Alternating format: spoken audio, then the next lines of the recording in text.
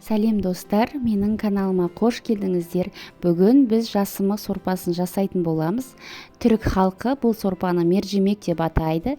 Бұл сорпа өте дәмді, жасалуы оңай, әрі ағзаға пайдалы мол сорпаның бірі.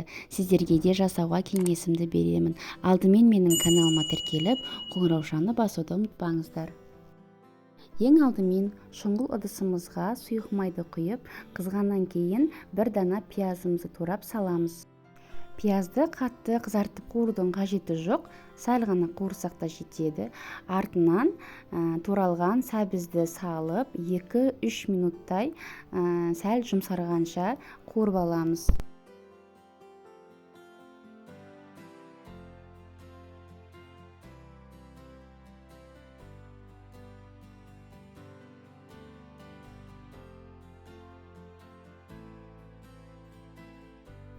Содан соң 2 ас қасық ұнды салып араластырамыз.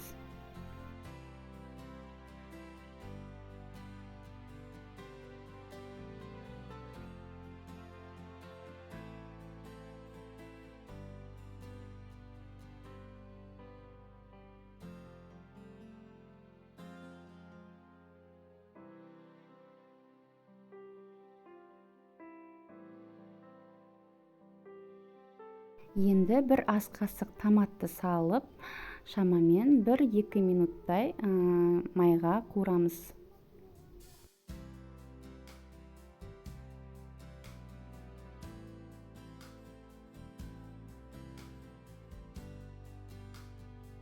Енді суға 3-4 мәрте шайып, жасымықты тазартып, осылайша саламыз.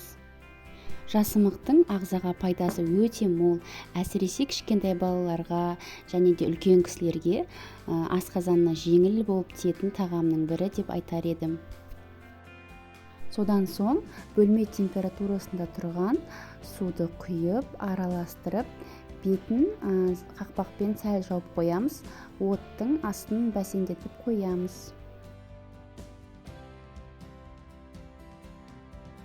Шамамен 20 минуттан кейін үстіне дәміне қарай тұзды салып, тағы да 4-5 минутқа қайнатуға қоямыз.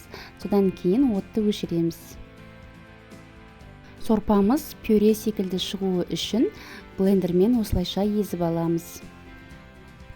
Сорпамыз дайын болды. Сорпаның үстіне лимон шырынын сығып, және де осылайша әсемдеп қойсаңыздар болады. Дәмі одан да дәмдірек болып шығады. Сіздер де міндетті түрде жасап көріңіздер. Егер де менің видеом сіздерге пайдалы болса, комментарийге өз пікірлеріңізді қалдырып, лайк басып кетуді ұмытпаңыздар. Назарларыңызға рахмет. Сіздермен бірге болған мен Айгерім.